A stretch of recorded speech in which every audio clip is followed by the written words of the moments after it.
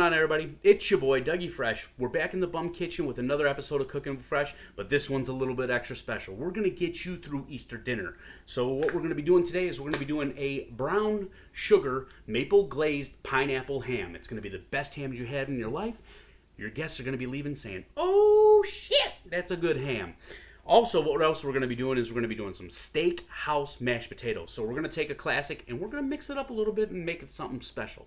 So we're going to go ahead and hit that. We're going to get to this recipe, but first we got our pastels on because it's Easter, but we got to get really in the mood.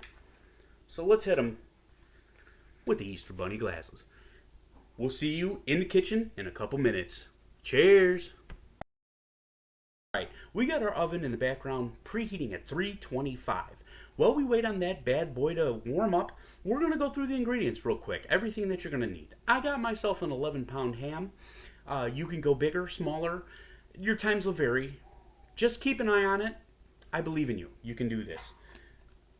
2 cans of pineapple rings. So when we go ahead to take these pineapple rings out of the can, do not discard the juice. Save the juice. We're going to need that for the glaze. So 2 cans of that. Jar of cherries.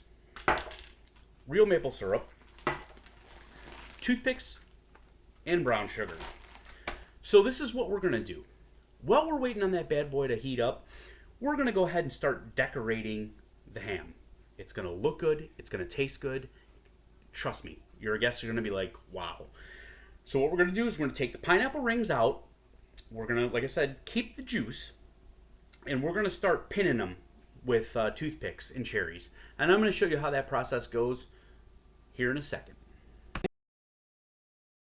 As you can see, we've already started decorating the ham. So what we're going to do is we're going to take these pineapple rings and place them like so. And we're going to shove the toothpick in about halfway. You don't want to shove it in more than halfway because you don't want it to get stuck or break off in there. You're going to pin it on either side. Okay, like so. And then you're going to put a toothpick in the middle with a cherry. Okay, and we're going to repeat this process all the way around the ham until we either run out of pineapple rings or run out of cherries, and or both. Again, do not discard the pineapple juice. We're going to need that for the glaze. So I'm going to go ahead and do this. We'll be right back, and we'll see you in the next step. So our ham's all decorated now. I have all that pineapple juice from the 2 cans. What we're going to do is we're going to bring that to a boil. We're going to add in 1/3 of a cup of the maple syrup, 1/2 cup of brown sugar, and then you don't have to add this, but I do because it's delicious. I always add in a couple ounces of smoked maple Knob Creek. So we're going to add that in too. We're going to bring this to a boil. And we're going to bring it to a boil, and then we're going to slow it down to a simmer. And we're going to try and get a nice glazy concoction. So we'll see you at the next step. Once you see it start bubbling up like that, you got to make sure you continually whisk it the entire time. What you're going to want to do is you're going to want to let it bubble up like that for a minute. If it starts to come up and over or get anywhere near that, turn the heat down, keep stirring, you're going to pop the bubbles. So what we're going to do is we're going to do this for a minute here, and then we're going to slow this down to a simmer. So we let it simmer for 5 minutes. It's not going to be like a sticky glaze or anything like that, but we're going to go ahead and pour this over the top, okay? So what you want to do is pour it over slowly, and just so it kind of goes all over the ham, okay?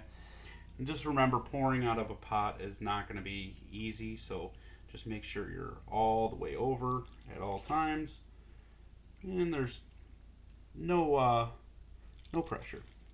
So, all right,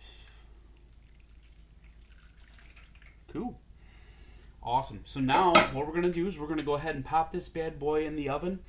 And after about 45 minutes or so, we're going to start basting with the juice underneath. So we'll see you at the next step. So our ham is in the oven. We're gonna move that rack to the middle and we're gonna leave this bad boy uncovered. And like I said, in 45 minutes, we're gonna come back and check on it and baste a little.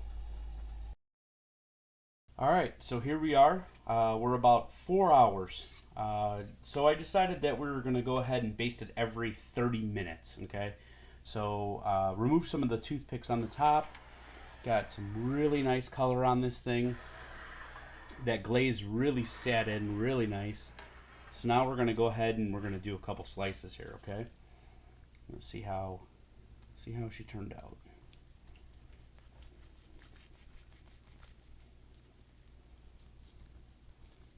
Looks like it's turning out really, really nice.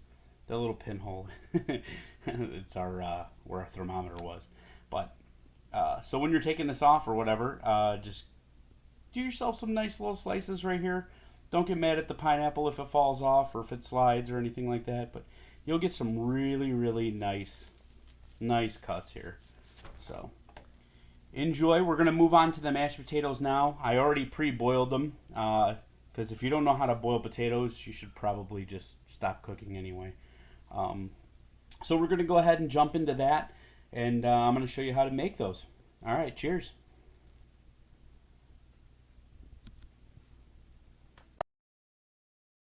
All right, so the ham's all done, nice and sliced up. I like to present it on a cutting board and just kind of like leave it out there. You could put it in any type of container or anything like that too, but I just like the presentation of it actually being on a cutting board for, you know, when guests are over. The pineapple and cherries are over here. Whoever wants those, they're actually really, really good. Got a little crunch to them. But now we're going to start working on these potatoes. So I did yellow potatoes, skin side on, and we're going to do a little bit of butter, and then we're going to do some pink Himalayan salt. All of this stuff I do to taste. It's not really measured. It's all kind of like what you like. We're going to do a little pepper now. And two ingredients that I love to use is heavy whipping cream and sour cream. Oh, that sounds appetizing. So what we're going to do is we're going to blend those up, and we're going to go from there. I will see you after we're done blending. Alright, so we're all done blending. I ended up using a little bit more salt and a little bit more pepper. I don't really want to give you measurements on anything because everything, when you're cooking, everything should be to taste.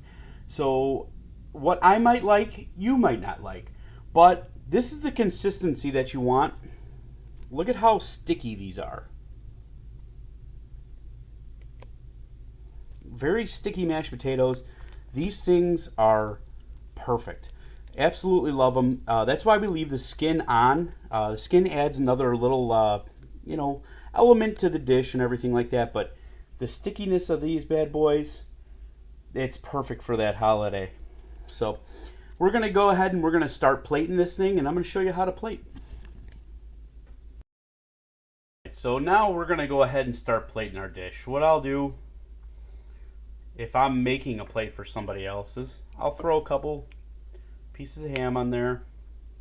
I'll get a nice little char piece for them. Grab a couple of those pineapples and cherries, throw those bad boys over there. And then we're going to take our mashed potatoes. We're just going to kind of plop them on there on the side. Get another good helping of that. And what I always love to do, and you guys will see this in all my cooking videos, is I love to hit everything with a little chive. Adds a little color, adds a little flavor. Never get mad at that. So there you have it. We're going to go ahead and add a little bit more ham because, you know, I'm a grown boy. But anyway, this is going to be your Easter ham. Go ahead and crush it for your family. Let me know what you guys think. Come up in the comments. Let me know if it turned out good, turned out bad. Just go screw myself, whatever you want. So enjoy, everybody. Cheers.